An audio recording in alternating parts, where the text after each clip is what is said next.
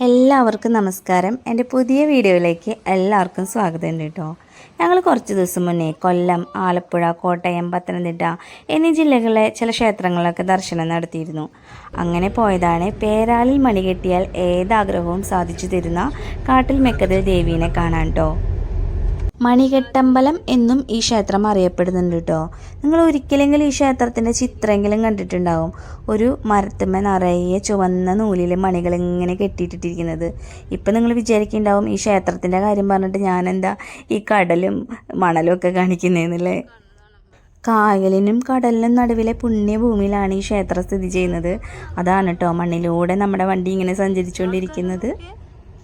ഈ ക്ഷേത്രത്തിൻ്റെ അടുത്ത് തന്നെ ഗവൺമെൻറ്റിൻ്റെ ആണെന്ന് തോന്നുന്നു ഒരു വലിയ ഫാക്ടറിയും കണ്ടു.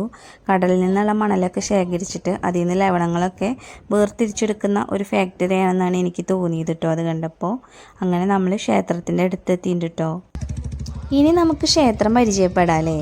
കൊല്ലം ജില്ലയിലെ ചവറയ്ക്ക് സമീപം പന്മനയിൽ സ്ഥിതി ചെയ്യുന്ന പ്രസിദ്ധമായൊരു ക്ഷേത്രമാണ് കാട്ടിൽ മെക്കതിൽ ശ്രീദേവി ക്ഷേത്രം. മണികെട്ടമ്പലം എന്നു പേരുണ്ടെന്ന് ഞാൻ പറഞ്ഞല്ലോ. സാക്ഷാൽ ആദിപരാശക്തിയും മാതൃദൈവവുമായ ശ്രീ ഭദ്രകാളിയാണ് കാട്ടിലമ്മ അഥവാ കാട്ടിൽ മെക്കതിലമ്മ എന്നറിയപ്പെടുന്നത്. കായലിനും കടലിനും മധ്യേ സ്ഥിതി ചെയ്യുന്ന അപൂർവ ക്ഷേത്രങ്ങളിലൊന്നാണ് കാട്ടിൽ മെക്കതിൽ ദേവി ക്ഷേത്രം കേട്ടോ. ക്ഷേത്രത്തിൻ്റെ ഒരു വശത്ത് അറബിക്കടലും മറുവശത്ത് TS കനാലും സ്ഥിതി ചെയ്യുന്നു. കാട്ടിലമ്മയുടെ അടുക്കലെത്തി ക്ഷേത്രത്തിൽ നിന്നും പൂജിച്ച് വാങ്ങുന്ന മണി കിട്ടിയാൽ ഏതാഗ്രഹവും നടക്കുമെന്നാണ് വിശ്വാസം. അമ്മയോട് മനസ്സിലെ ആഗ്രഹം പറഞ്ഞ ക്ഷേത്രമുറ്റത്തെ അൽമരത്തിൽ ഭക്തജനങ്ങൾ കിട്ടുന്ന ഓരോ മണിയും ഓരോ സ്വപ്നങ്ങളാണ്. ആ മണികൾക്കും ദേവീൻ്റെ അടുക്കൽ ചെന്നെത്തുമെന്നാണ് വിശ്വാസം.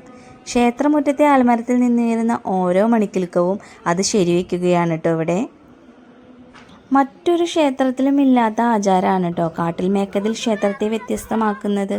മണിനേർച്ചയാണ് ഇവിടുത്തെ പ്രധാന വഴിപാട്. ഉദ്ദിഷ്ട കാര്യത്തിനായാണ് ഈ നേർച്ച.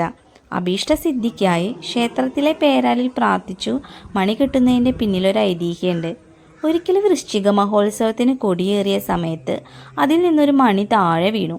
ഇത് കണ്ട ക്ഷേത്രത്തിലെ പൂജാരി ആ മണിയെടുത്ത് തൊട്ടടുത്തുള്ള പേരാലിൽ കെട്ടി.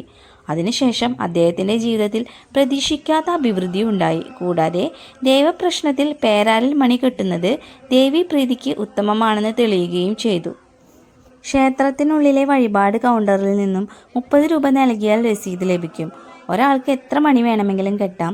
ക്ഷേത്ര ശ്രീകോവിലിൽ നിന്ന് പൂജിച്ചു തരുന്ന മണിയുമായി പേരാലിനെ 7 തവണ പ്രദക്ഷിണം വയ്ക്കുക. അതിനുശേഷം ദേവിയെ മനസ്സിൽ ധ്യാനിച്ച് ആലിൻ്റെ കൊമ്പിലോ ആലിൽ കെട്ടിയിരിക്കുന്ന ചുവന്ന ചരടുകളിലോ കെട്ടുന്നതാണ് ആചാരം. 7 മാസമോ 7 ആഴ്ചയോ 7 ദിവസമോ തുടർച്ചയായി മണി കെട്ടിയാൽ ഏതു ആഗ്രഹവും സഫലമാകുമെന്നാണ് ഭക്തർ പറയുന്നത്. ആഗ്രഹം സാധിച്ച ശേഷം ദേവിക്ക് ക്ഷേത്രമുറ്റത്ത് പൊങ്കാലയിടുന്ന പതിവുമുണ്ട് കേട്ടോ. മണി കെട്ടുന്ന ചടങ്ങിൽ പ്രത്യേകിച്ച് എണ്ണമോ ഇത്ര ദിവസം വന്ന് എത്ര മണി കെട്ടണമെന്നോ അങ്ങനെ ഒരു നിഷ്ഠയൊന്നും ഇല്ല കേട്ടോ. ഒരാൾക്ക് എത്ര മണി വേണമെങ്കിലും കെട്ടാം. 1 തൊട്ട് 1000 മണി കെട്ടുന്ന ആൾക്കാർ വരെയുണ്ട്. ഭക്തൻ്റെ വിശ്വാസമാണ് കേട്ടോ പ്രധാനം. ഓരോ പ്രാർത്ഥനകളും ആഗ്രഹങ്ങളുമായാണ് ഓരോ മണിയും ഇവിടെ വന്ന ആളുകൾ കിട്ടുന്നത്. അതിനാൽ ഒരിക്കൽ കിട്ടുന്ന മണി പിന്നെ അയച്ചെടുക്കാറില്ല കേട്ടോ. ചരട് ദ്രവിച്ച് വീഴുന്ന മണികൾ യഥാസമയം മാറ്റിവെക്കലാണ് പതിവ്. വേറൊരു പ്രധാന വഴിപാടാണ് കുടിൽ കെട്ടി 12 ദിവസം വചനം ഇരിക്കൽ. വൃശ്ചിക മാസത്തിലെ 1 മുതൽ 12 ദിവസങ്ങളാണ് ഇവിടുത്തെ ഉത്സവം. 1001 കുടിലുകൾ ആ നാളുകളിൽ ക്ഷേത്രമുറ്റത്ത് ഉയരും കേട്ടോ. കുടുംബസമേതം കുടിൽ കെട്ടി ഭജനമിരിക്കുന്ന ഭക്തർ 3 നേരം ദേവിയെ തൊഴുതു ക്ഷേത്രത്തിൽ നിന്ന് തന്നെ ഭക്ഷണവും കഴിക്കണമെന്നാണ് ചിട്ട. വൃശ്ചികം 12 നടക്കുന്ന തിരുമുടി എഴുന്നള്ളത്ത് കണ്ട് തൊഴുത ശേഷമേ ക്ഷേത്ര പരിസരം വിട്ടുവർ പോവാറുള്ളൂ. ഈ 12 ദിവസവും ഓരോ കുടിലിനും സന്ധ്യയ്ക്ക് വിളക്ക് വരെ തെളിയിക്കാറുണ്ട്. ഭയങ്കര ഭംഗിയാണ് കേട്ടോ ക്ഷേത്രം കാണാനായിട്ട്.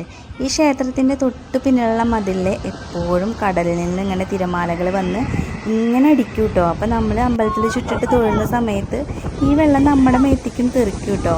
വല്ലാത്തൊരു രസമാണ് കേട്ടോ അത്. ഓരോ തിര വരുമ്പോഴും ഇത് നമ്മുടെ മേത്ത് തട്ടുമോ തട്ടില്ലേ എന്നുള്ളൊരു ആകാംക്ഷയാണ് കേട്ടോ ഉള്ളത്. ആഞ്ഞടിച്ച തിരമാലകളെ അതിജീവിച്ചൊരു ക്ഷേത്രം കൂടിയാണ് കേട്ടോ ഇത്. അന്ന് ഈ ഭാഗങ്ങളെ മുഴുവൻ സുനാമി തിരകൾ വിഴുങ്ങിയിട്ടും ക്ഷേത്രത്തിന് ഒറ്റ കേടുപാട് പോലും സംഭവിച്ചിരുന്നില്ല കേട്ടോ.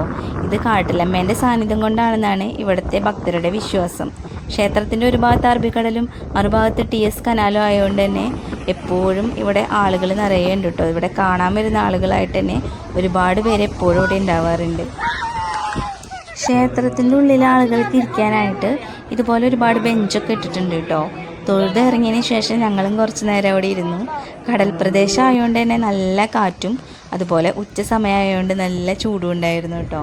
ക്ഷേത്രത്തിൽ ദിവസവും അന്നദാനം ഉണ്ട്. അമ്മേൻ്റെ അനുഗ്രഹം തേടിയെത്തുന്ന ഭക്തലക്ഷങ്ങൾ അമ്മയുടെ അന്നം കഴിച്ചാണ് ഇവിടുന്ന് മടങ്ങാറ് പതിവ്. ഇതൊരു അനുഗ്രഹമായിട്ടാണ് കേട്ടോ ഭക്തർ കരുതുന്നതും.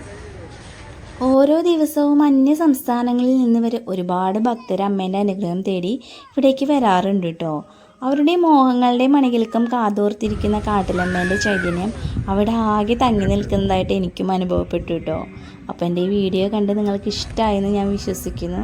അപ്പോൾ ഇനി അടുത്തൊരു വീഡിയോയിൽ നമുക്ക് കാണാം അല്ലേ.